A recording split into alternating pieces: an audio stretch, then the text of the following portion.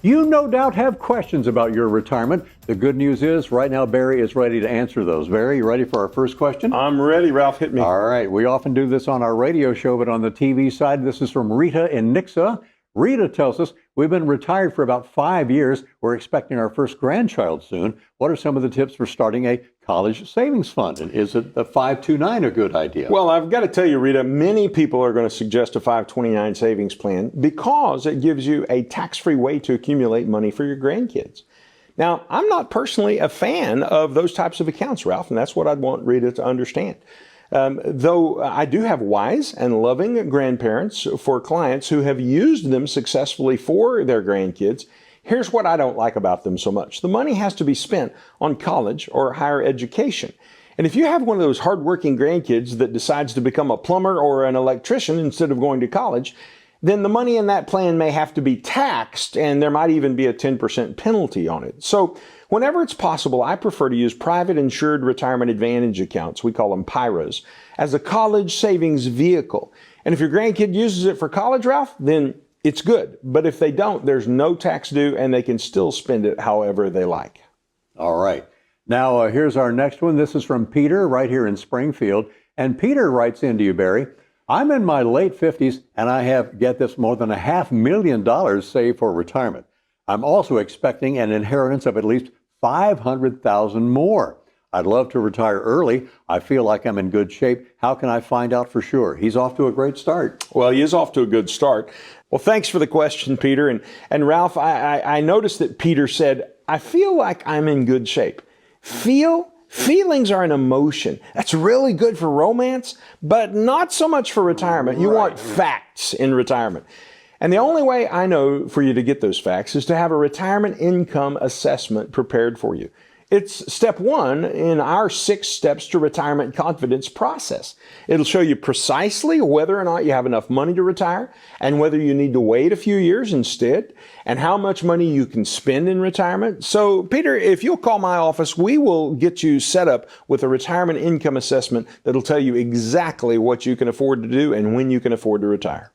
So you just call that number right here on your screen and set up that appointment with Barry Watts of the Wealth Care Corporation. Okay, let's get to a question from Samuel in wonderful Mount Vernon, Missouri. And he's asking, do you work with very small business owners? I mean, not that they're very small. Do you work with very many small business owners? And he says, I'm thinking of retiring from my small business ownership in the next few years, trying to make sure I have a good exit plan in place when the time is right for that. So, Barry, we have discussed small business owners on our radio show. It's kind of a different strategy for them. How can you help them out? Well, Ralph, if Samuel were sitting here with us, what I would say to him is that, yes, we do work with small business owners, but typically most of them don't have an exit plan. They have a quitting wish, and that means they'd like to quit, maybe even this coming Friday. And so our team at WealthCare helps small business owners to design their exit strategies so that they get the maximum number of dollars from the sale of their business. In some cases, they can even get that money tax-free. And then we show them how to use those dollars to turn them into tax-free income in retirement. So I would say, Samuel, if you'll call us today, we can help you. So Barry, for a small business owner, of course, he's the employer and kind of the employee, getting the benefits of what's in his program for his employees and the sale of that business. So good luck to him. And our next one, we go to Kathy in Mountain Grove.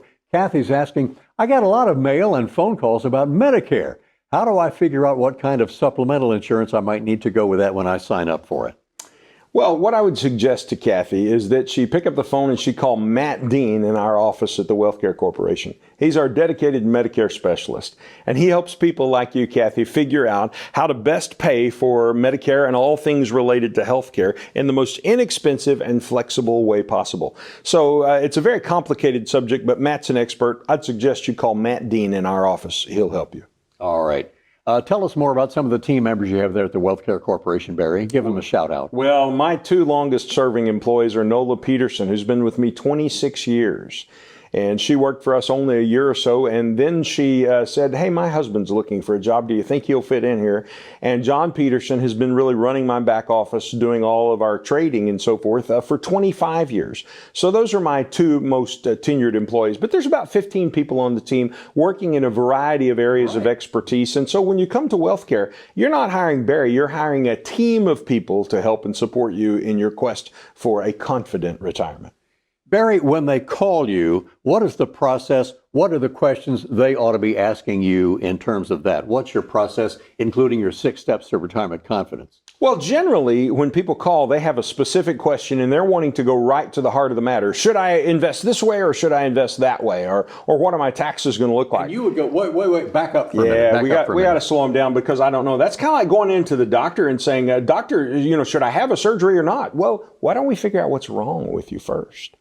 And so we like to sit down and have a conversation, just get to know the people, get to know you. know their heart, know what it is they want to accomplish. We'll get around to financial questions. In fact, I had somebody in my office very recently who she brought her boyfriend with her. And the boyfriend was really pushy and he wanted to kind of scold me because I hadn't gotten to the financial questions yet. And honestly, I had to fold up my books and dismiss them from our meeting because he was pushing me to go somewhere that we weren't ready to go yet. I wanted to know more about her and what she wanted to accomplish in retirement. We'll then get to the financial questions and get to some solutions. But we can't prescribe financial medicine if we don't first know our patient and know what financial illness they may have. Right. So get your questions ready for Barry. And in terms of the introductory visit, what do you think is the first question they ought to ask to even get started with you, Barry? Well, the first question I always ask them is, what's the most unique thing about you to help me know who you are? Oh, great. And people are always kind of stunned by that because they haven't thought about themselves in unique terms. But it's really good. And sometimes people come up with some interesting things that'll be helpful for me to know their personalities and what they're trying to accomplish. We've got a process that takes them through everything that they need to know. And so if they'll just come along and go through that process, that will really work best for them. I always tell people, leave your checkbook at home.